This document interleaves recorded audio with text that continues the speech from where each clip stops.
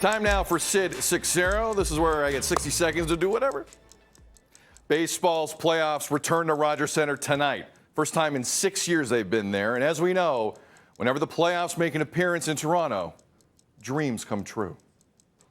Now the 2-2. Well hit down the left field line. Way back and gone! Joe Carter with a 3-run homer. The 1-1 for Dolce. Batista with a drive. Deep left field. No doubt about it.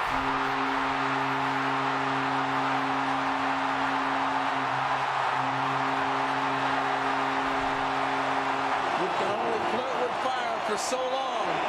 Turned a lot of double plays. Oh, there's a drive to deep left field, and the ball game is over.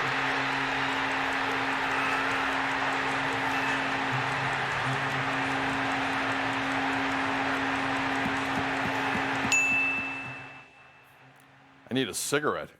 Shi Davidi of Sportsnet joining me. No need to comment on that, Shi. I appreciate you. Love you. Thanks for joining us. No comment there. How big of an X factor will the crowd be, in your opinion? It's really interesting in talking to both Blue Jays players and hearing from Mariners manager Scott Service yesterday.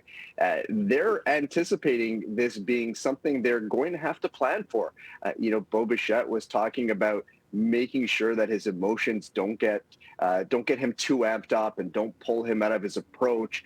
Sometimes he likes to look up to the top row of the stands as a way to center himself and make sure that he's thinking through his plans.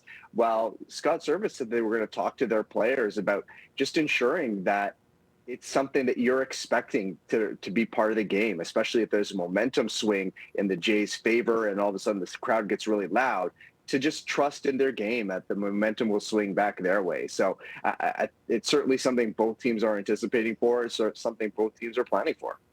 Alek Manoah starts for the Blue Jays today at 4:07 on Sportsnet. He has passed every test in his very brief yet spectacular big league career. What's he like Very today? much. Well, I think that you're just going to see him be himself. Right? This is someone who is really comfortable under the spotlight. It's someone who, again, doesn't allow circumstances around him to pull him out of what he does best. And he's able to focus and channel his emotions in a positive way. And it's really rare for a veteran player to be able to do that. It's even more rare for a 24-year-old with as little experience as he does to be able to do that. But that's something that he's really excelled at. And he had a very good start against the Mariners back in July during that 4-game sweep in Seattle that the Jays suffered through. And he was tremendous in that ball game dueling against Robbie Ray, and was one mistake that he simply couldn't overcome.